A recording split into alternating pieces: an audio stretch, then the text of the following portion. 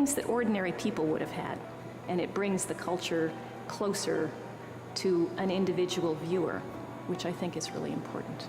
The mummy is one of the most potent symbols of ancient Egypt. Its purpose was to provide a safe haven for the spirit in the afterlife by preserving the body. One of the most magical decorations on early coffins are the two eyes on the side. We assume that the eyes allow the mummy to look out of the coffin.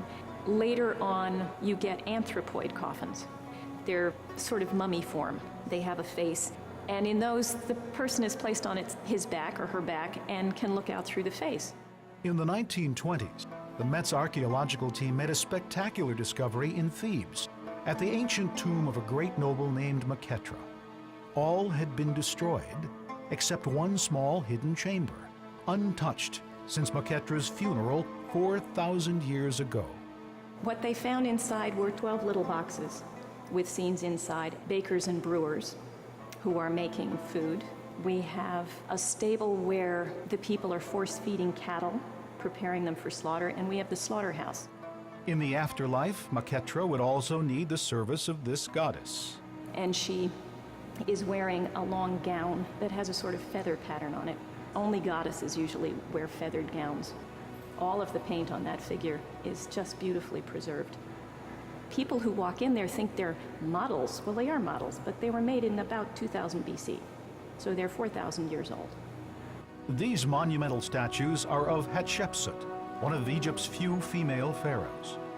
Hatshepsut came to the throne as regent for her nephew, Thutmose III. About 20 years after her death, Thutmose III smashes all of her monuments. Eyes and noses, even whole faces, were hacked away.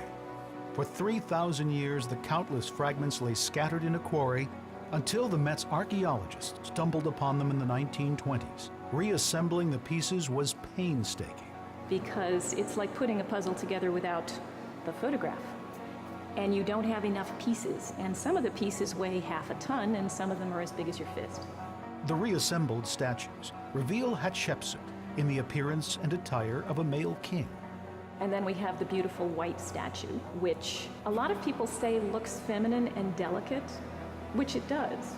She's wearing the male kilt, and she is wearing the Nemes headcloth. But for most people, she looks like a more feminine image. From the boy king Tut to the gargantuan Roman-era Temple of Dendur, the collection of ancient Egyptian art at the Metropolitan Museum ranks among the finest outside Cairo.